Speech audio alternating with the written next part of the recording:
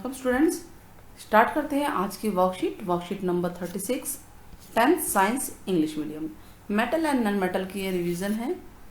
आप लोग पहले क्वेश्चन खुद करेंगे, उसके बाद हमारे चैनल के आंसर से आप लोग मैच कर सकते हैं। ठीक है बच्चों, लेकिन पहले खुद ज़रूर करना ताकि आपकी जो है रिवीजन हो जाए। तो चलिए स्टार्ट करते हैं।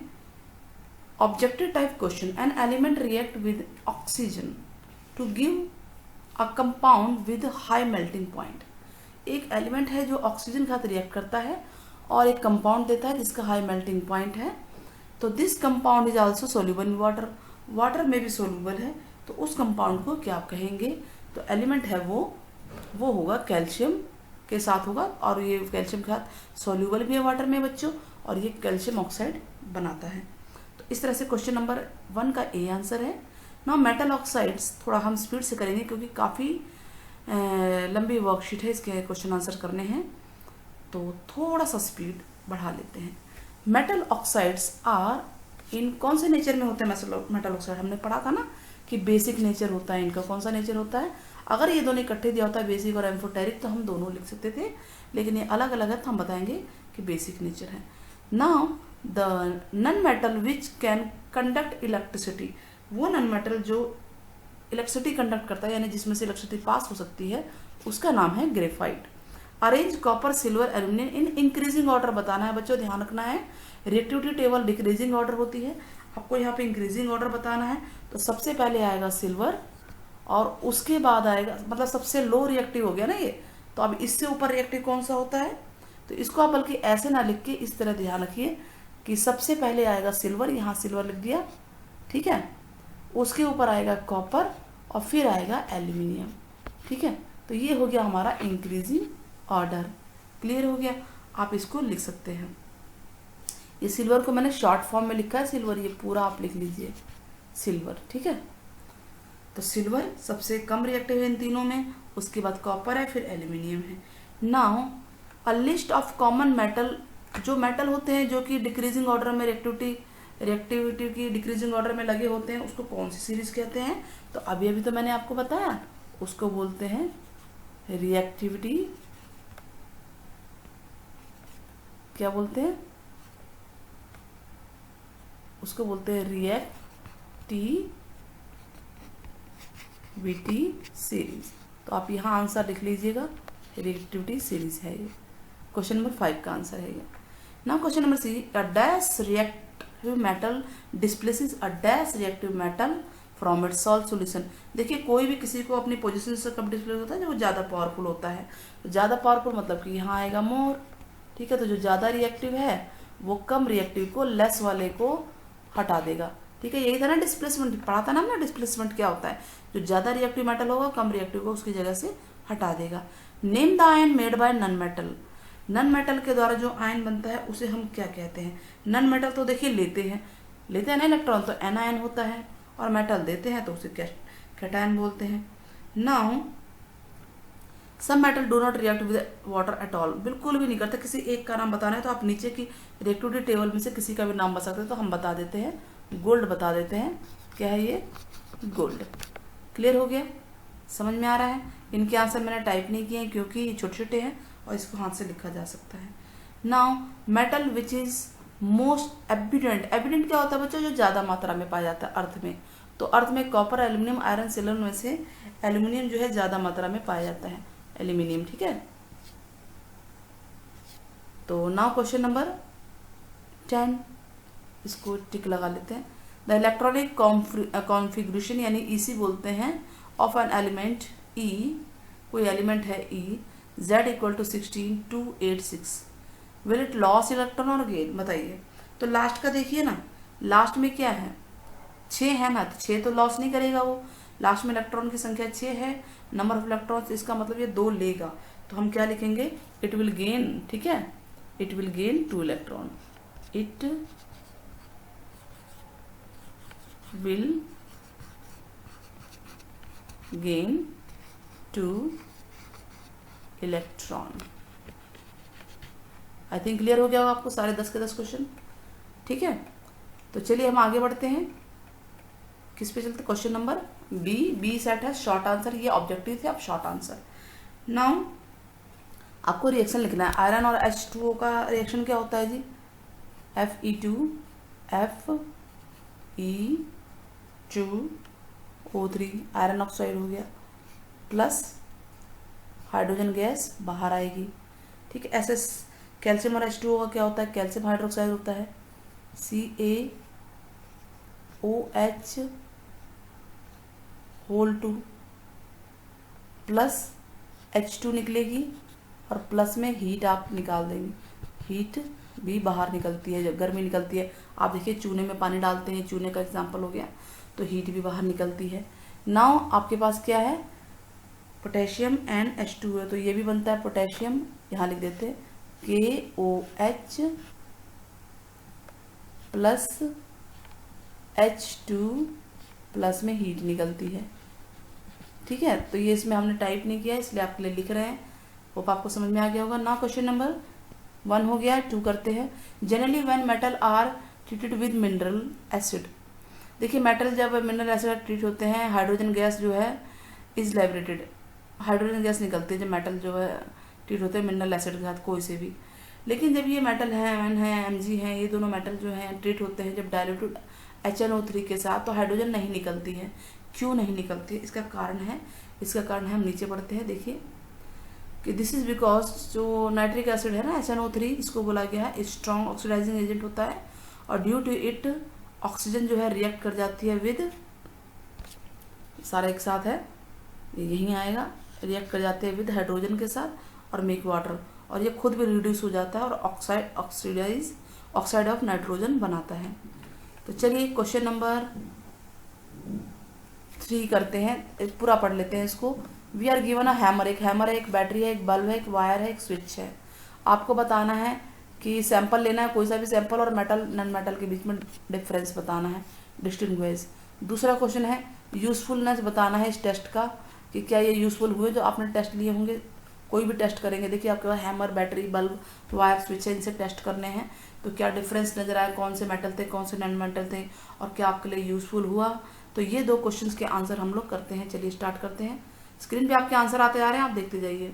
तो पहला क्वेश्चन है फर्स्ट वी विल बीट। देखिए हैमर यूज था ना, तो हम जो कोई भी ऑब्जेक्ट लेंगे सैंपल, तो उसको बीट करेंगे, चाहे वो मेटल और नॉन मेटल के, 1 बाय 1 बीट करते जाएंगे, तो हैमर से। ठीक है, देन हम देखेंगे कि जो मेटल है उनका साइज तो इंक्रीज हो गया, तो यानी कि वो मेलेबल होती हैं, तभी मेटल है मेलेबल प्रॉपर्टी मेटल की होती है। लेकिन नॉन मेटल ब्रेक हो गया क्योंकि वो ब्रिटल होते हैं, तो यानी ये यूजफुल तो हुआ हमारे लिए कुछ। सेकंड हमारे पास क्या था, बैटरी थी ना, एक सर्किट बनाएंगे हम लोग, वायर का, बैटरी का, स्विच का, बल्ब का।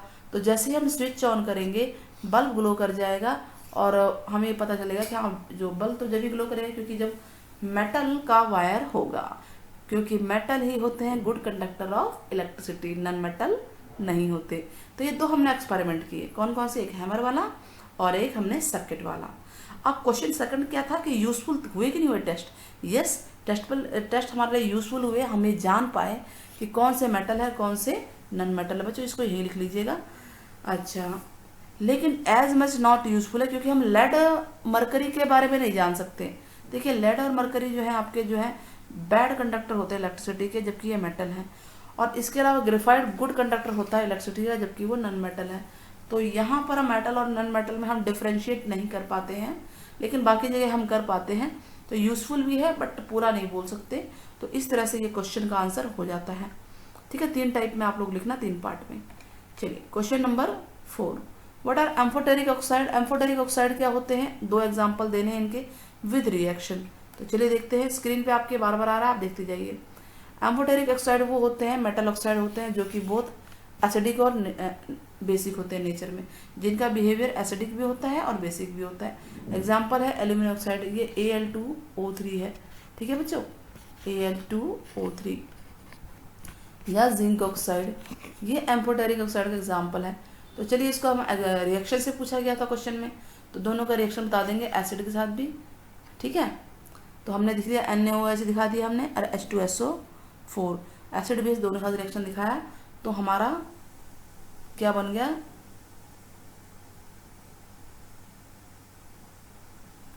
जो रिएक्शन आपको दिखाना होगा आप यहाँ पे रिएक्शन दिखा सकते हैं, साथ में ये वाटर निकलेगा। तो कुछ रिएक्शन को आपको दिखाने जरूर नहीं कि यही दिखाएं, जो भी इजी होगा उसको आप दिखा सकते हैं। ठीक है, तो आगे बढ़ते हैं हम लोग।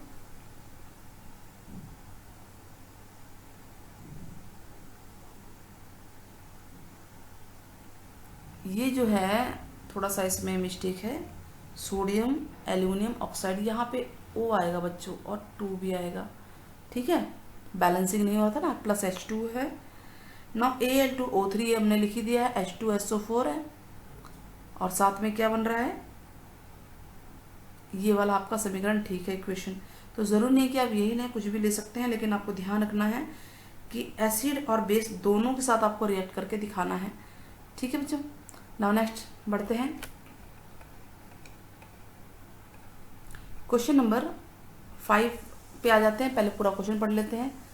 कॉपर इज यूज, हमें रीज़न बताना है, कॉपर क्यों हॉट वाटर टैंक में यूज होता है गर्म करने के लिए, स्टील क्यों नहीं होता, या गोल्ड और सिल्वर जो है वो ज्वेलरी बनाने में क्यों यूज होते हैं, या सोडियम और पोटेशियम लिथियम जो है ऑयल में ही क्यों रखे जाते हैं। तो ये 3 क्वेश्चन पूछेगा, बहुत अच्छे क्वेश्चन है, ये इंपॉर्टेंट भी हो गया। Question number 5, a copper is a better, या गुड लिख सकते हैं, conductor of heat than steel, steel से बढ़िया कंडक्टर है हीट का, ध्यान देना हीट का, तो जल्दी गर्म होगा ना। तो यही वजह है कि जो हॉट वाटर टैंक होते हैं वो कॉपर के होते हैं और ना कि स्टील के।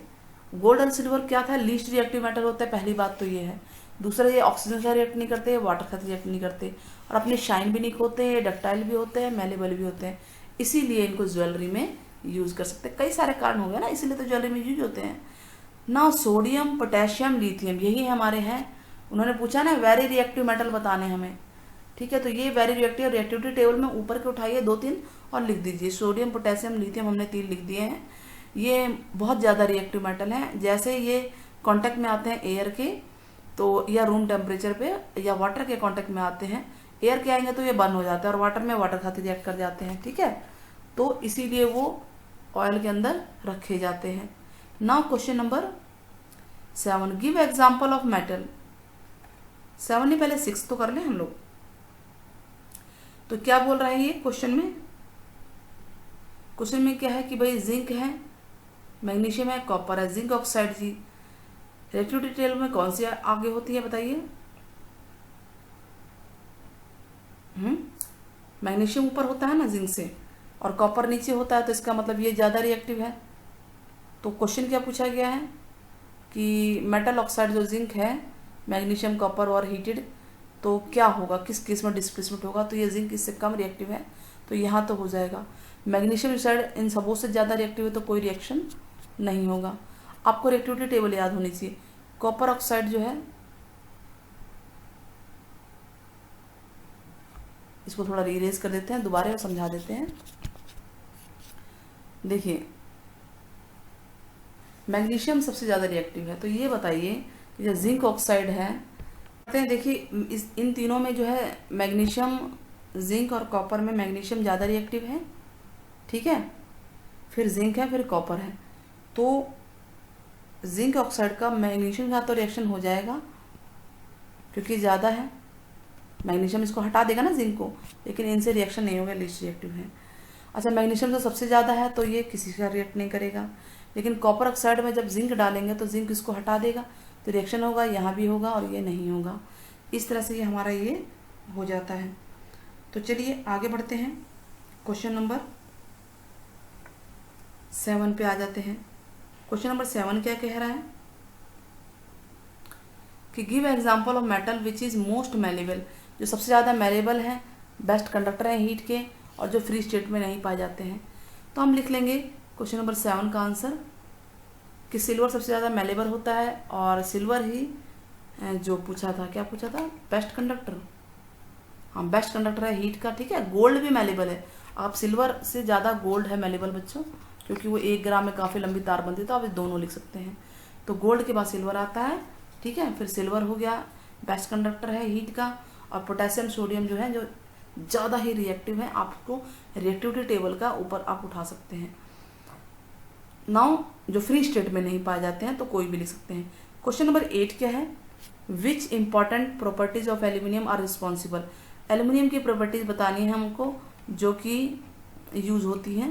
तो चलिए देखते हैं जिसकी वजह से उसको ज़्यादा यूज किया जाता है। एक तो ये लाइट वेट होता है, हीट और इलेक्ट्रिसिटी का गुड कंडक्टर है, और ये ज़्यादा रेडली रिएक्टिव नहीं होता है, ठीक है, हर चीज़ के साथ थोड़ा कम है, ये टेबल में नीचे आता है ना एक्टिविटी टेबल में, मेलेबल और डक्टाइल तो है ही, ईजिली अवेलेबल भी है। तो इस तरह से ये क्वेश्चन हो गया हमारा।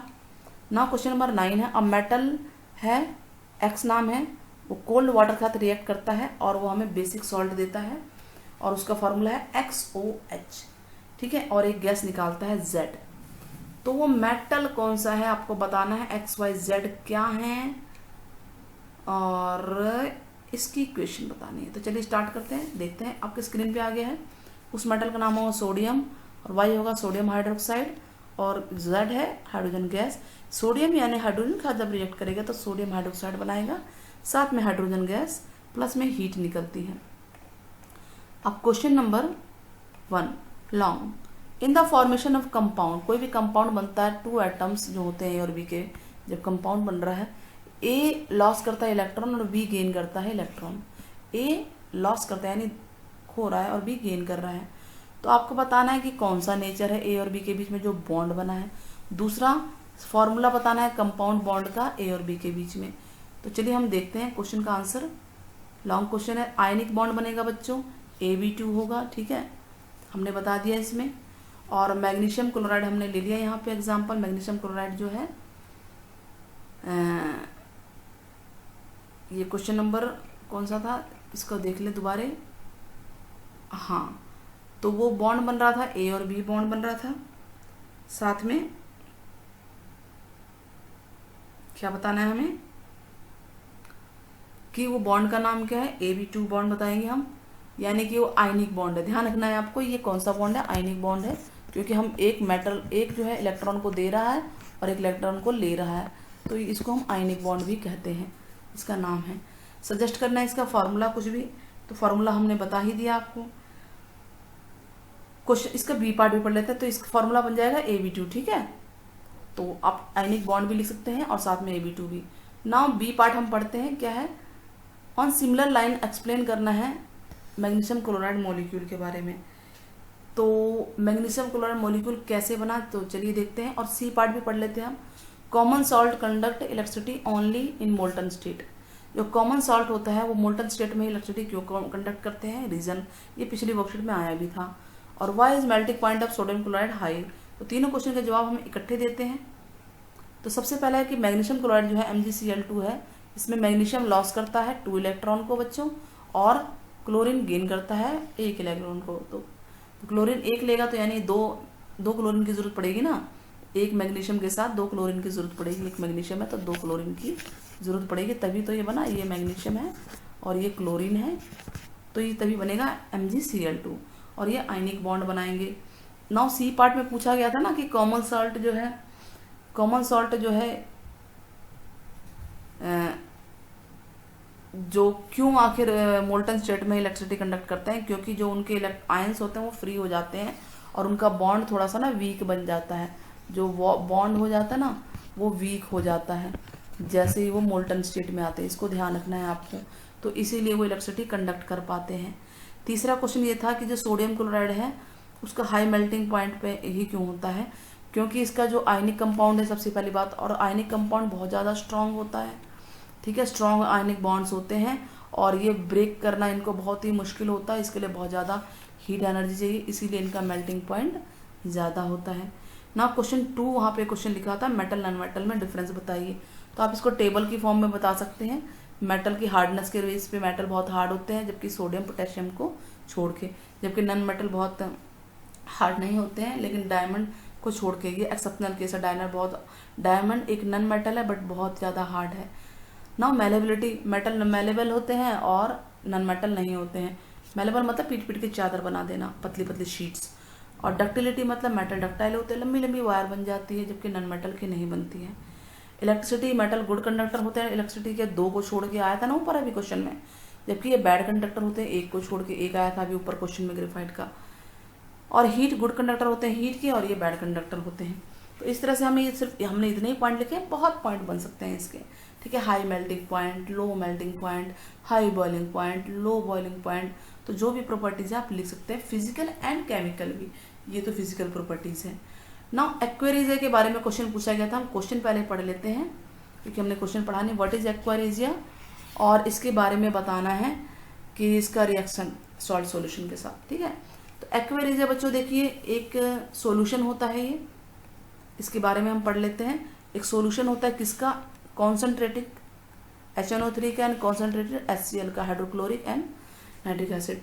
इनका रेशियो होता है 1:3, यानी एक रेशियो एक ड्रॉप होगा तो दूसरा 3 ड्रॉप होंगे, यानी एक अगर 1 लीटर होगा तो दूसरा 3 लीटर होगा। इस तरह का कॉम्बिनेशन पूरा होना चाहिए। और ये इतना ज़्यादा, ये जो लिक्विड बनता है, ये जो सॉल्यूशन बनता है, ये जो है गोल्ड और प्लेटिनम जैसे जो मेटल होते हैं उनको डिसॉल्व कर सकता है, जो कि किसी और एसिड में डिसॉल्व नहीं हो सकते। ये सिर्फ एक्वा रिज में होते हैं। आपको इसके बारे में बताते हैं, जैसे कई बार गली में आते हैं ना कि सोना चांदी को साफ़ करा लो, तो वो इसी तरह सोना चांदी साफ़ नहीं करते, आपका सोना और चांदी ही साफ़ कर देते हैं, क्योंकि उनके पास यही सॉल्यूशन होता है। और जब वो आपका गोल्ड लेंगे, गोल्ड मेटल लेंगे, तो उसमें डालेंगे तो वो क्या होगा कि उसमें से थोड़ा सा गोल्ड निकल जाएगा और आपको पता भी नहीं चलेगा, आपकी गोल्ड का वेट कम हो जाएगा।